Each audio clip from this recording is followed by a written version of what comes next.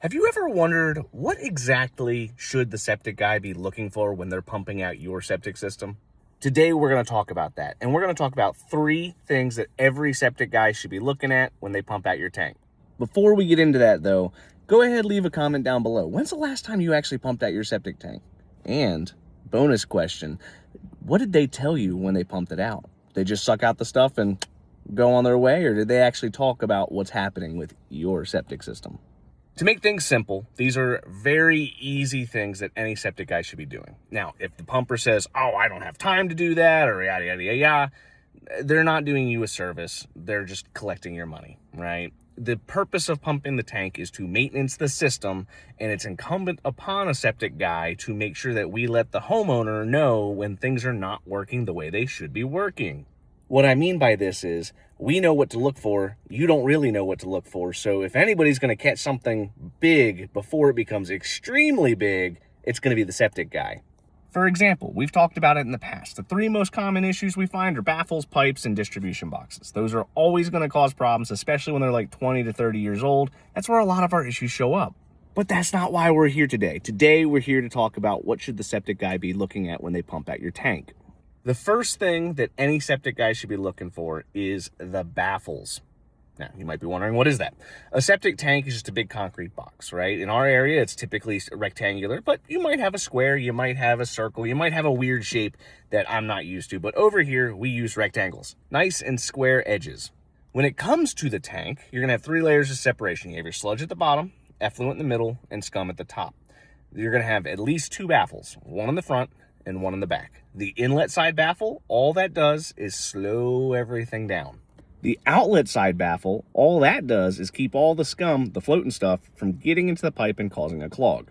Traditionally, these baffles are made out of concrete. Now, sewer gas is really, really corrosive, and what will happen is that concrete will deteriorate until eventually it just kind of falls off under its own weight.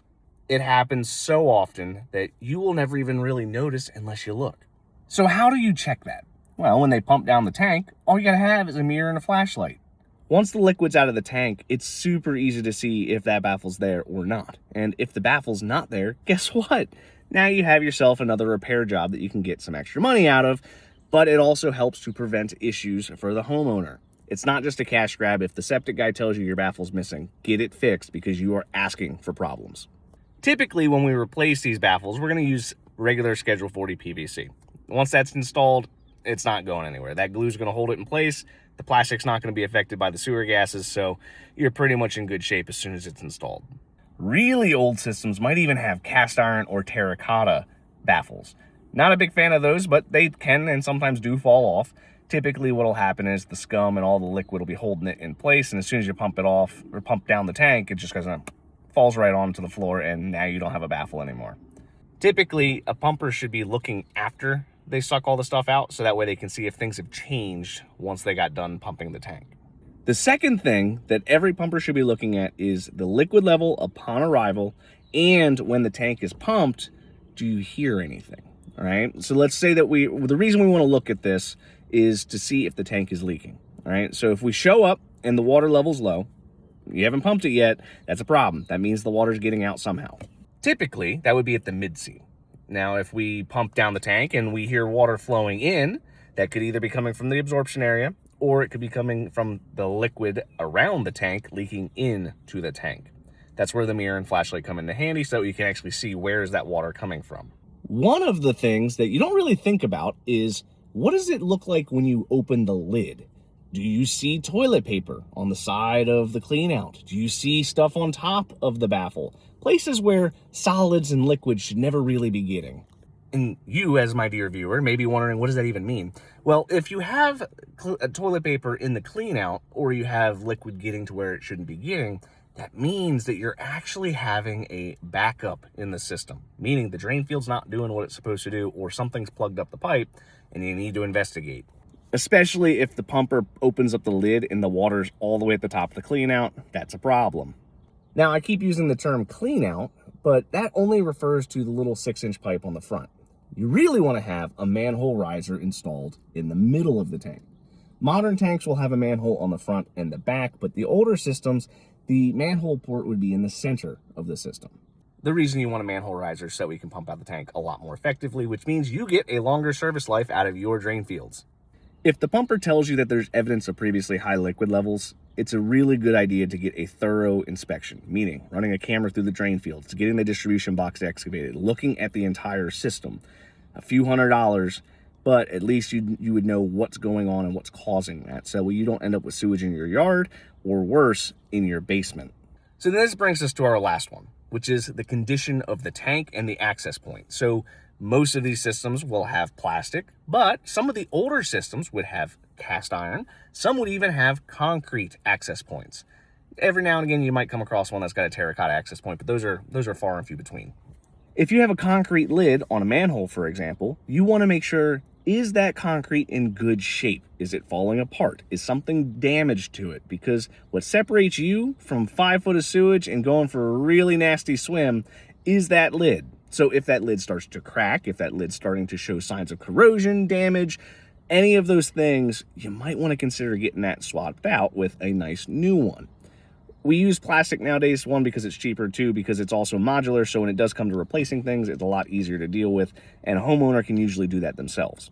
A concrete one, it weighs a lot, right? And if you don't have access to a concrete plant or know where to get one, you're not going to be able to find it as readily and as easily as a septic contractor or just a normal contractor would.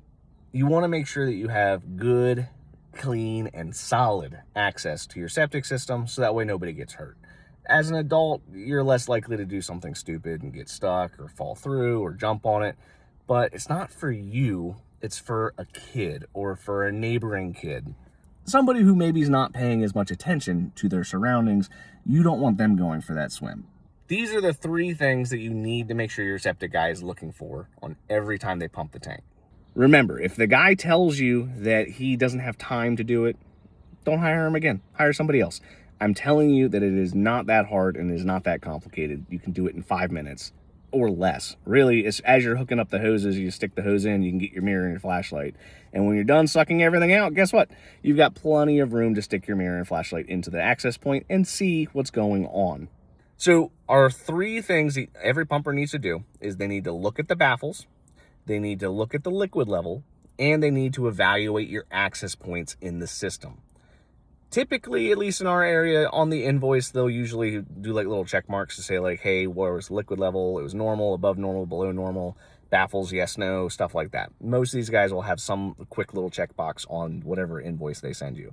Sometimes you'll get a guy who just tells you. Now, if you, my dear viewer, are not getting an invoice like that, if you're not getting them to tell you something, ask them.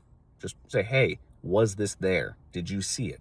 And sometimes they fall off, right? So like a baffle, they can just randomly go away. So year 1 could be there. Year 4, well, it's not there anymore. It's not like he lied about it in year 1. It probably fell off somewhere in between the 2. It does happen. So if you don't look, how you know that it's still there? If you enjoy this video or any of my content, you know what to do. Hit that like button, hit subscribe. I have videos posted every day in the world of well and septic. And as always, leave your stories down below. Tell me, does your septic guy actually tell you this sort of information? If so, let's talk about it below. Till next time, guys.